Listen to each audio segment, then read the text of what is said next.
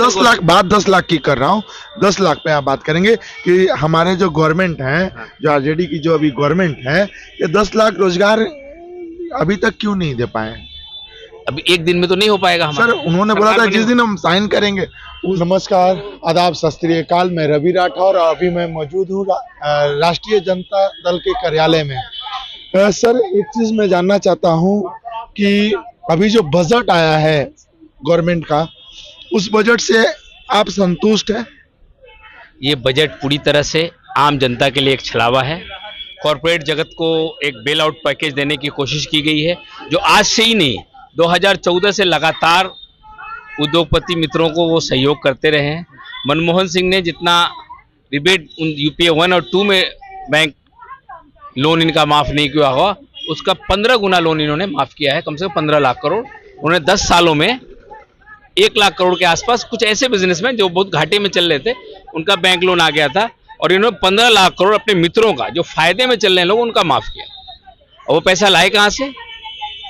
2014 से पहले देश पे सिर्फ 48 लाख करोड़ का कर्जा था। आज वो कर्जा 155 लाख करोड़ हो गया है, जो अगर थोड़ी और लिमिट बढ़ती है, आने वाली सरकार के लिए देश दिवालिया घोषित हो सकता है। हमारे बजट का 5 गुना जब विदेशी कर्जा है हमारे ऊपर, और ये अमृतकाल का बजट करने वालों को थोड़ी भी शर्म नहीं आती है। कोरोना पैकेज के नाम पे भी उन्होंने 20 लाख करोड़ का एक हंगामा किया। 1 से 1.5 लाख करोड़ में वो सारी सब्सिडी, 500 रुपये गैस का माफ, खाने, राशन पानी सब उसमें हो गया, और बाकी 17.5 लाख करोड़ रुपया उन कॉरपोरेट्स को बेल आउट पैकेज, जो पहले से कोरोना पैकेज से पहले से उन्होंने एक खाका तैयार किया हुआ था, उनको जॉब जनरेट करने के लिए वो पैकेज दिया, और जॉब जनरेट नहीं हुआ। इस कोरोना काल में देश की जीडीपी तो माइनस में गई, और बेरोजगारी की तादाद जो बढ़ी है, उसको हम शायद अगले 10 सालों में मेकअप नहीं करते।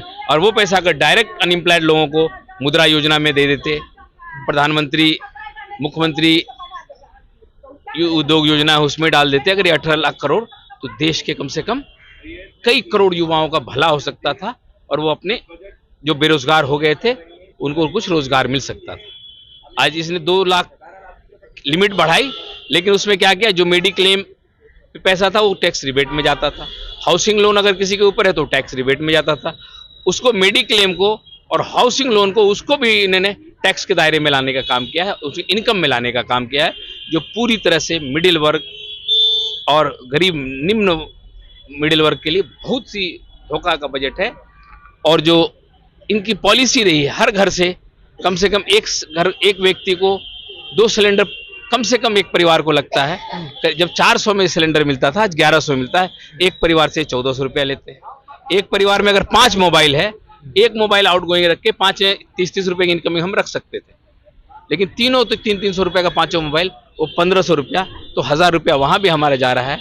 एक परिवार से डायरेक्ट जा रहा है तेल, हमारा सरसों तेल, नमक, सब पे अंधाधुंध बजट जो बढ़ रहा है हमारा, उस हिसाब से ना हमारा रोजगार जनरेट हो रहा है, नए गरीबों का इनकी इनकम बढ़ी है, और सिर्फ देश पे बढ़ा है तो विदेशी कर्जा बढ़ा है, और उद्योगपति मित्रों का उनका प्रॉपर्टी बढ़ा है। देश के 3रे नंबर पे पहुंच गए थे, लेकिन खिसक के अब 7वें, 8वें, 9वें धीरे धीरे हर रोज उनका पायदान घसकता जा रहा है। और कहीं ना कहीं उन्होंने एक बहुत बड़ा फ्रॉड किया है इस देश की इकोनॉमी के साथ। ये फ्रॉड अगर खुलेगा तो हर्षद मेहता से बड़ा भी एक घोटाला आएगा, जो ये कहेगा अदानी ने घोटाला करके अपने को देश का 3रा सबसे बड़ा, दुनिया का 3रा सबसे बड़ा उद्योगपति घोषित किया था। सर बहुत सारे सवाल ये भी आते हैं कि आरजेडी के साइड से भी बोला गया था कि 10 लाख रोजगार देंगे, लेकिन 10 लाख रोजगार इधर भी तो नहीं है सर, युवा को यहाँ भी तो भरमाया जा रहा है। 10 लाख रोजगार हमने बात की थी। हमने अभी तक 56,000 लोगों को अभी तक जो नियुक्ति पत्र नई गवर्नमेंट आने के बाद बांट दिया। 2 लाख वैकेंसी अभी हमारी। सर वो नियुक्ति पत्र कौन से हैं? जो पहले पूर्व सैनिक थे उन्हीं को आप फिर से बहाल कर ले रहे हैं? नहीं, वो पूर्व सैनिक नहीं थे, पहले की वैकेंसी आई हुई थी, वैसी बात नहीं। हमको 10 लाख, अगर उन्होंने 2 करोड़ में अगर 20 लाख रोजगार भी दे दिया होता तो बहुत बड़ी बात। आज 10 लाख बात 10 लाख की कर रहा हूँ। 10 लाख पे आप बात करेंगे कि हमारे जो गवर्नमेंट है, जो आरजेडी की जो अभी गवर्नमेंट है, ये 10 लाख रोजगार अभी तक क्यों नहीं दे पाए? अभी एक दिन में तो नहीं हो पाएगा हमारा। सर उन्होंने बोला था जिस दिन हम साइन करेंगे उस दिन की बात कर रहे हैं। तो अभी पहला कैबिनेट का साइन करने का ऑथोरिटी हमारे पास आएगा तो हम आप उसमें आपको दिखा देंगे। अभी तो साइनिंग ऑथोरिटी अभी भी नीतीश कुमार जी ही है।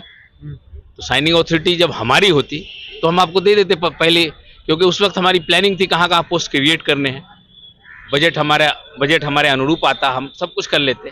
लेकिन अभी हमारे मुखिया नीतीश कुमार जी है, उसके अंदर भी हम 1 साल के अंदर हम 10 लाख कंप्लीट कर देंगे। अगर नहीं करेंगे तो फिर आप मेरे से सवाल पूछें। सर एक चीज सवाल और भी बनता है कि आपके जो मुखिया हैं उनको भी मांगना चाहिए ना, कि जो आपने डिमांड रखा था कि हमारा गवर्नमेंट में हमें सीएम मिलना चाहिए, तेजस्वी जी को सीएम मिलना चाहिए, तो वो मुद्दा क्यों हट जा रहा है?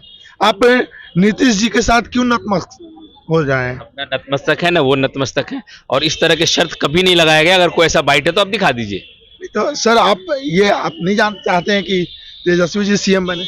नहीं, हम बिल्कुल नहीं चाहते ऐसा कि आपस में महागठबंधन इस मुद्दे पे कोई इख्तलाफ हो। अच्छा, तो मतभेद हो। तेजस्वी जी सीएम कब बनेंगे सर? तेजस्वी जी जिस दिन, क्योंकि कौन जानता था लालू प्रसाद यादव एक गरीब घर का व्यक्ति मुख्यमंत्री बन जाएगा? कब जानते थे नीतीश कुमार जब अपना लोकसभा का चुनाव भी हार चुके थे, उसके बाद मुख्यमंत्री बन जाएंगे?